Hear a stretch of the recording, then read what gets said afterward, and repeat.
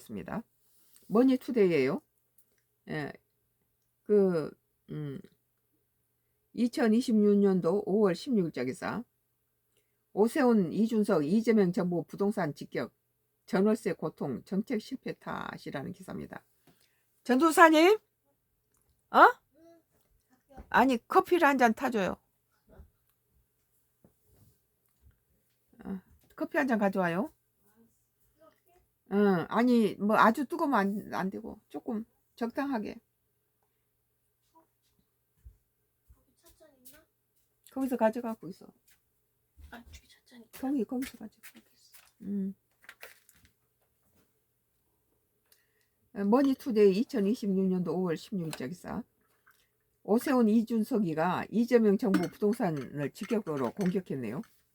전월세 고통, 정책 실패 탓. 나도 여기는 동감해요. 전월세는 이재명 정부 부동산 잘못한 거 탓이에요. 전월세, 전세 매물이 없잖아요 지금. 오세훈 국민의힘 서울시장 후보와 이준석 개혁신당 대표가 이재명 정부의 부동산 정책을 공동 비판했다. 김정철 개혁신당 서울시장 후보도 동행하며 야권 서울시장 후보 간의 정책 공조 행보가 본격화되는 모습이다. 야권이 공조했나요? 오 후보와 이 대표는 16일 서울 노원구 공룡동 청년 주거 현장을 함께 방문해서 공룡동의 한 원룸을 찾아 청년 세입자와 간담회 가진 뒤 기자들과 만나 현 정부의 부동산 정책이 전월세 시장 불안을 키웠다고 비판했다. 오 후보는 보유세와 양도세 부담으로 매물이 묶이면서 전세 물량이 사실상 고갈되고 월세가 급등하고 있다며 가장 큰 고통은 전세 월세 실수요자가 겪고 있다고 말했다. 그렇죠. 이들은 전세 매물이 없으니까 제일 힘들죠. 이에 대출 규제 이후 실거주 목적 외에 주택 매입이 어려워지면서 매물 잠김이 본격화됐다고 지적했다. 또 현 정책 기조가 유지되는 한 전월세 시장 불안은 좀 세게 하지. 단기간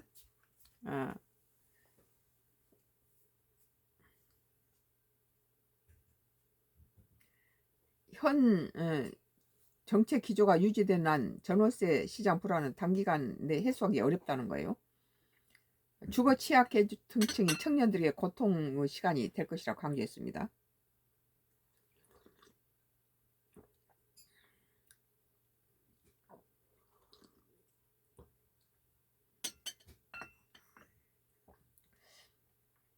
오 후보는 대안으로서 새싹 원룸 7만 4천호 공급 계획을 재차 제시하며 공공이 일부 물량을 임차해 저렴하게 공급하는 금융 비용을 낮추어 실질적인 주거 부담을 줄이겠다고 밝혔다.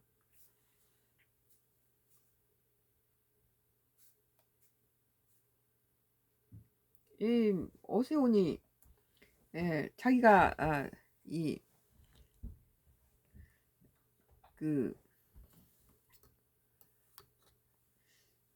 서울시장 돼서 빚을 다 갚아놓으니까 25만원 전국민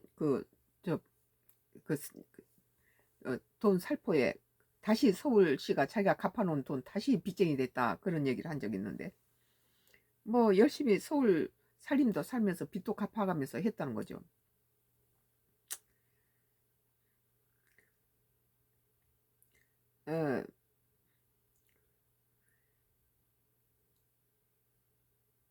김 후보 역시 공급을 막고 가격을 잡겠다는 방식은 한계가 있다며 수도꼭지를 잠그고 물값을 잡겠다는 것과 같다고 지적했다. 이에 규제 중심 정책에서 벗어나 공급 확대와 거래 질서 관리 중심으로 전환해야 한다고 주장했다. 이재명 정부가 부동산 정책에 대해서는 조금 미숙한 부분이 보여요. 다만 이들은 부동산 등 민생 이슈에 대해서 정책 연대 의지를 분명히 하면서도 후보 단일화에는 선을 그었다. 단일화는 못하겠다는 거죠. 이 대표는 후보 단일화나 선거 연대는 전혀 검토하고 있지 않다면서 부동산 등 민생 문제 정부 정책을 견제하는 데 공동 대응할 것이라고 밝혔다. 오 후보는 정치적 이해관계를 따지기보다 고통을 겪는 시민 문제 해결에 힘을 모으는 것이 중요하다며 정책 연대는 계속 확대해 나가겠다고 말했다. 야당끼리 여당 정책에 대해서 같이 호응하겠다는 거죠. 김 후보 역시 단일화는 무관한 정책 협력 자원 차원의 행보라고 선을 그었다. 뭐 같이 이렇게 어떤 공통적인 그런 거에 대해서 연대를 하지만 정부가 이렇게 합쳐서 단일화하는 데는 못한다 이거죠. 색깔이 다르니까 할 수 없죠. 한편 정원호 더불어민주당 서울시장 후보의 폭행경위 논란과 관련해 5번은 의견이 없다고 밝혔다. 반면 김 후보는 폭행사건 해명 과정에서 5.18 언급한 것은 부적절하다며 정치적 방어 논리로 사용하는 것은 국민을 무시하는 것이라고 비판했다.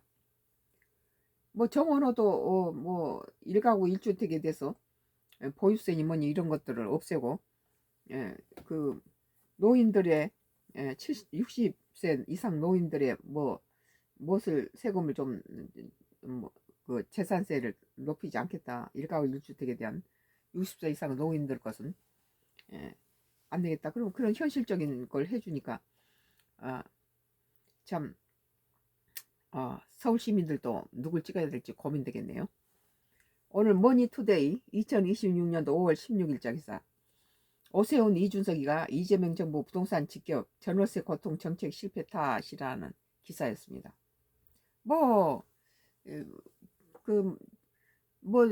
저 다주택자 양도세라든지 뭐 보유세 매기는 건 그건 온 국민이 다 찬성했잖아요. 거기에 반대한 사람 하나도 없어요. 그거 잘했다고 그러죠.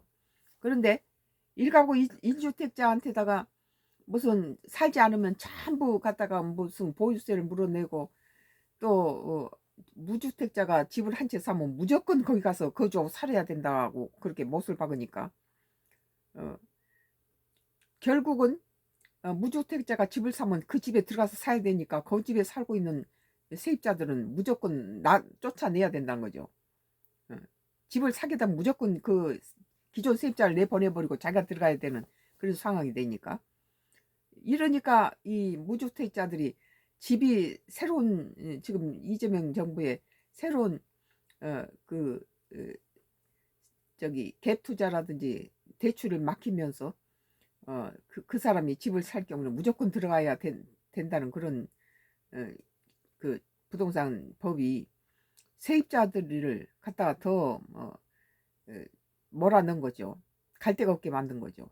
뭐 월세잖아 전세잖아 일단 그 한계가 돼 있는 그 집에서 고무줄처럼 늘어날 수도 없는데 거기다가 그 집을 사면 무조건 집주인이 옛날에는 집이 팔려도 그 세입자 그대로 살다가 뭐 2년 후에는 나가주세요 그러면 미리 이렇게 시간이 있는데 지금은 집이 팔리면은 무조건 만기 임기가 다가온 사람은 나가야 된다는 거죠.